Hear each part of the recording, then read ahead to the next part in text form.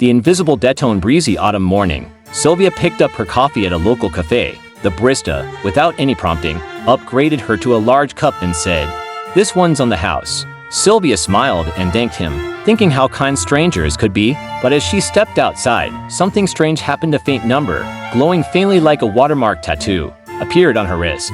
-2.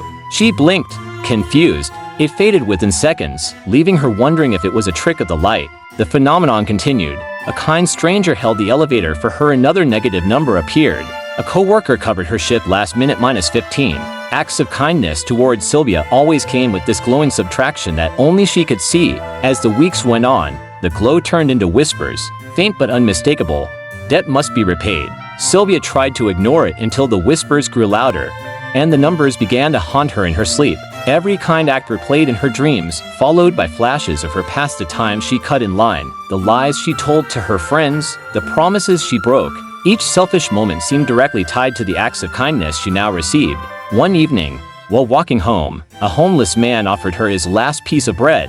The whisper that followed was deafening. 50. She staggered back, the weight of guilt pressing on her chest. "Why are you helping me?" she asked. The man only smiled and walked away, but his kindness felt suffocating, almost predatory. Sylvia began to unravel. She tried repaying her debts with her own acts of kindness. She bought lunch for strangers, helped her neighbors, and even donated to charity. But the numbers barely budged. They didn't match the weight of her past mistakes. Then came the letter. It was unsigned and delivered in an unmarked envelope. "You can stop the debt by cutting it off, but once cut, no one will ever help you again."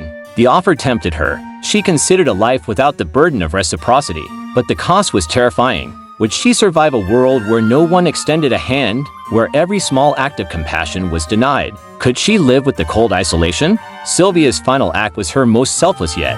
She used her life savings to open a shelter for those in need. The glowing numbers began to fade for the first time, replaced by a single message etched on her wrist.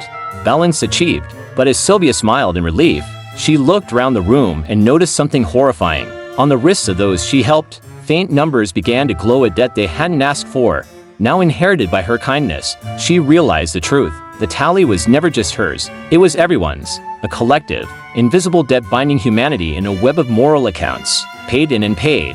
The cycle could never truly end.